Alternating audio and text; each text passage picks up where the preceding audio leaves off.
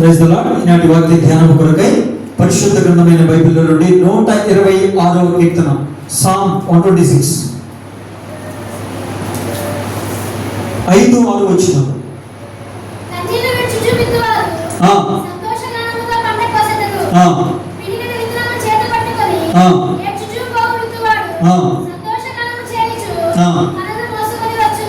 దేవునికి స్తోత్రం కలుగును గాక. హల్లెలూయా, హల్లెలూయా.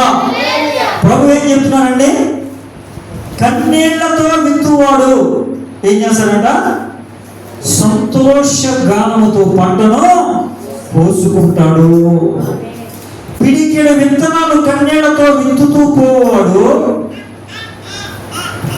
పనలు మోసుకుంటూ సంతోషంగా పాటలు పాడుతూ వెళ్తాడంట. దేవునికి స్తోత్రం. హల్లెలూయా, హల్లెలూయా.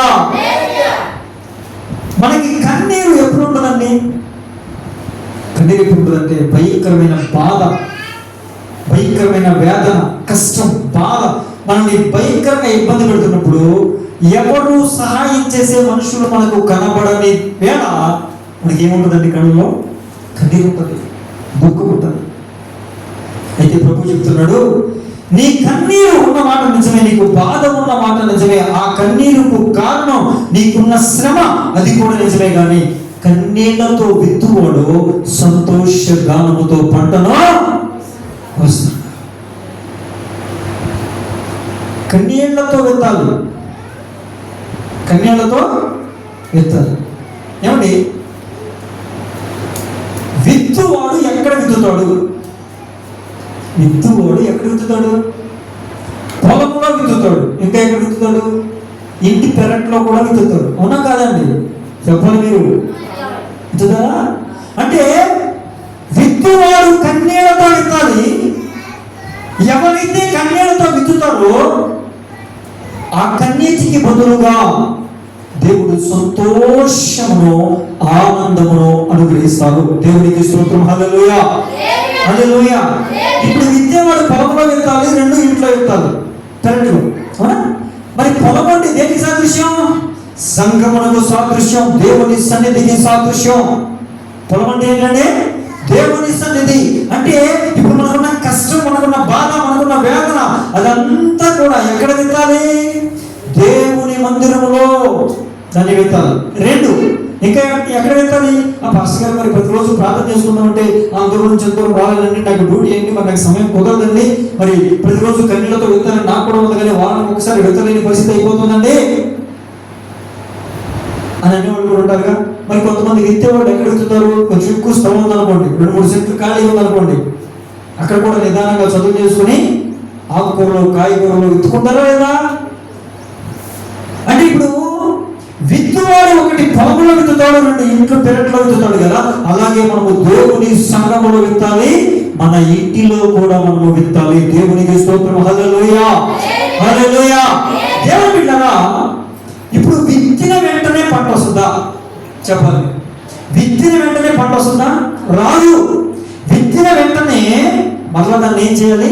తడపాలి, తడిపి విత్తాలి. విత్తిన తర్వాత చిన్న మొలకలు వస్తే మరలా దాన్ని తడపాలి. తర్వాత ఏం చేస్తామంటాయి? ఆ మొలకలు కొంచెం ప్రారంభించబడి కొద్దిగా ఎదిగిన తర్వాత ఆ తడి నేల కారణం చేత దానితో పాటు మన విత్తిన విత్తనాలతో పాటు ఏమి పెరుగుతాయండి? గడ్డి పెరుగుతుంది, పిచ్చి మొక్కలు పెరుగుతాయి. వాటిని ఏం చేయాలి? తీసుకుంటూ ఉండాలి. దాన్ని కొంచెం బాగా చూసుకుంటూ ఉండాలి, ప్రతిరోజు జాగ్రత్తలు తీసుకుంటూ ఉండాలి. పురుగు పట్టకుండా, గొంగళ పురుగు తినకుండా, చీడ పురుగు, పేడ, పసర పురుగులు తినకుండా జాగ్రత్త తీసుకోవాలి. ఆ తీసుకున్న తర్వాత మనకి ఏం జరుగుతుందండి? పంట మనం చూడగలుగుతాం. ఆ పంటను కోసుకొని ఆనందంగా ఉంటాం. దేవునికి స్తోత్రం. హల్లెలూయా, హల్లెలూయా.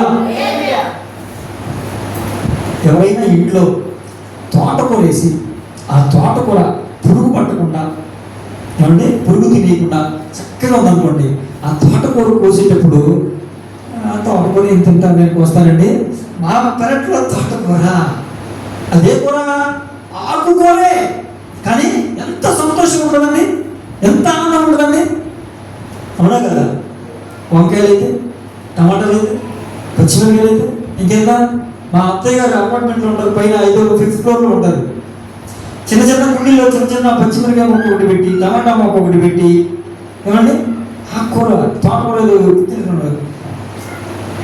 ఫాస్ట్ మూవీ ఫోన్ చేసి, అమ్మా చెట్టు వచ్చింది, టమాటా 2 టమాటాలు, 2 టమాటాలకి అసలు ఎక్కడైనా ఆనందం అయిపోతున్నాడే. ఆ ఆనందం తప్ప కాదు కాదు కాదు. విత్తిన దానికి ఫలితం వచ్చినప్పుడు, ఫలం వచ్చినప్పుడు సంతోషం ఉంటుందా లేదా? ప్రభు అదే చెప్తున్నాడు, నీ కన్నీళ్ళు, నీ కష్టాలు, నీ కన్నీళ్ళకి కారణం నీ కష్టాలు, నీ బాధలు, నీ వేదనలు, నీ భయంకరమైనటువంటి దుఃఖం నీకు ఉంది కరెక్టే. ఆ శ్రమల వలన నువ్వు విత్తాలి. ఎలా విత్తాలి? ఏదో విత్తినట్టుగా ఇసిరినట్టుగా విత్తటం కాదు, కన్నీళ్లతో విత్తాలి. దేవునికి స్తోత్రం. హల్లెలూయా హల్లెలూయా. ఆ కన్నీళ్లతో విత్తితే సంతోషంతో నువ్వేం చేస్తావో పంటను కోసుకుంటావు. అది కన్నీళ్లతో విత్తినప్పుడు ఏం జరుగుతుందో తెలుసా? ఆ మొక్కలతో పాటు నీకు ఇవ్వాల్సినటువంటి ఆశీర్వాదంతో పాటు కొన్ని పిచ్చి మొక్కలు, గడ్డి మొక్కలు మొలుస్తాయి. అవేంటి? ఐహిక విచారాలు, అనుమానాలు, కార్యం జరుగుతుందా లేదా, ఏమండి కొన్ని లోక సంబంధమైన విషయాలు, ఆత్మ సంబంధమైన కార్యం ప్రారంభించబడినప్పుడు లోక సంబంధమైనటువంటి విషయాలు కూడా మన హృదయంలో పడి చేస్తూ ఉంటాయి. వాటికి సపరేట్ ఏమి మొక్కలు ఏమవసరంలా, ఏమండి ఏం చేయవసరంలా, గింజలు వేయవసరం, వాటిని విత్తవసరంలా.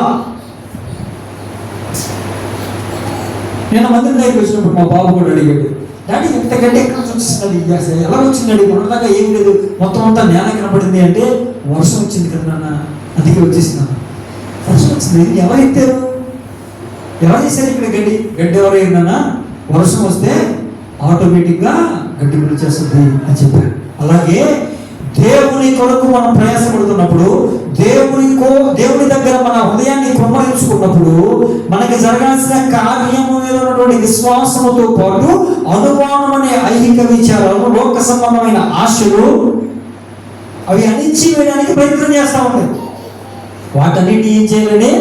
యేసు నామములో పెరిగి వేసి మనము జాగ్రత్త తీసుకుంటూ ఆ మొక్కను ఏం చేయాలి? ఆ మొలిచిన మొక్కను జాగ్రత్తగా కాపాడుకోవాలి. దేవునికి స్తోత్రం. హల్లెలూయా హల్లెలూయా. ఏమంటే ఇంటి పెరటికి కంచి లేదనుకోండి, దడి లేదనుకోండి, గోడ లేదనుకోండి, గేట్ లేదనుకోండి, తడికి లేదనుకోండి, పక్కన పశువులు ఉన్నాయి అనుకోండి, అవి ఉంచుతాయండి. జాగ్రత్తలు తీసుకోవాలి వద్దా? ఆ జాగ్రత్తలు మనం తీసుకున్నప్పుడే దానికి ప్రతిఫలం, లేకపోతే ప్రతిఫలం ఖచ్చితంగా చూసే అవకాశం చాలా తక్కువగా ఉంటుంది. గత వారం ఏం వాక్యం చెప్తున్నాను? ప్రభు మనతో ఏమాట మాట్లాడారంటే మర్చిపోవడం క్రైస్తవులు ఉన్నటువంటి గొప్ప కృపావరం. ఏమంటే కృపావరములు 9, అవునా? 9 కాదు, అక్కడ 1 కొరింథీ పత్రిక ఆ సందర్భంలో రాసింది 9, కానీ మరి ఒకసారి ఏమంటుంది? కృపావరములు నానా విధాలైన ఉన్నాయి. వాటిలో ఒక కృపావరం ఏంటంటే వాక్యం మర్చిపోవడం. నేను ఒక నూతన క్రియ చేయించున్నాను, అది ఇప్పుడే మొలిచింది, దాని గురించి మీరు ఆలోచించరా అన్నాడా లేదా? మొలక కోసమే మాట్లాడా? అది ఇప్పుడే మొలిచిందని చెప్పాడా? ఆ కార్యం నేను ఇప్పుడే ప్రారంభించానని చెప్పాడా? అందుకే ప్రభు అంటున్నాడు, ఆ కార్యం ప్రారంభించబడింది కదా, ఇప్పుడు నువ్వు కన్నీళ్లతో విత్తాలి అని ప్రభు చెప్తున్నాడు. నువ్వు కనుక కన్నీళ్లతో విత్తితే, ఆ కన్నీటితో ప్రార్థనలో నీ శ్రమలు అనే విత్తనాలు, బాధలు అనే విత్తనాలు, కష్టాలు అనే విత్తనాలు, ఇబ్బందులు అనే విత్తనాలు నువ్వు కనుక విత్తగలిగితే, ఎలా విత్తాలి? ప్రార్థనలో శ్రమలు అనే విత్తనాలు, బాధలు అనే విత్తనాలు, దుఃఖం అనే విత్తనాలు, ఈ విత్తనాలన్నింటినీ కూడా కన్నీళ్లతో విత్తగలిగితే నీవు సంతోష గానములతో పంట కోసుకుంటావు. దేవునికి స్తోత్రం. హల్లెలూయా హల్లెలూయా. చెప్పండి, కన్నీళ్లతో విత్తుదామా వద్దా? విత్తుతారా? సరే, సంతోషంగా నా జీవితం ఉండాలి అని కోరుకున్నాడు అల్లడే చెప్పండి. సంతోషంగా ఉండాలా? మీ జీవితం సంతోషంగా ఉండాలా? అయితే మీరు ఏం చేయాలంట? కన్నీళ్లతో ఎక్కడ? తుప్పము, రోడ్డు పక్కన కాదు, ఒకటి పొలంలో విత్తాలి, రెండు ఇంటిలో విత్తాలి. దేవునికి స్తోత్రం. హల్లెలూయా, హల్లెలూయా. మనకు తెలుసుగా విత్తు ఉపమానంలో ఎక్కడెక్కడ పండి? రోడ్డు పక్కన పండి, తొప్పుల్లో పండి, ఏమండి రాళ్ళలో పడి, మంచి నేల మీద కూడా పండి. ఆ మంచి నేల దేవుని సన్నిధి, ఆ మంచి నేల నీ ప్రార్థన గది. అక్కడ విత్తాలి. ఎక్కడ పడితే అక్కడ విత్తితే ఫలితం రాదు, శూన్యం. మొలకలు వచ్చినా అవి ఎదగవు.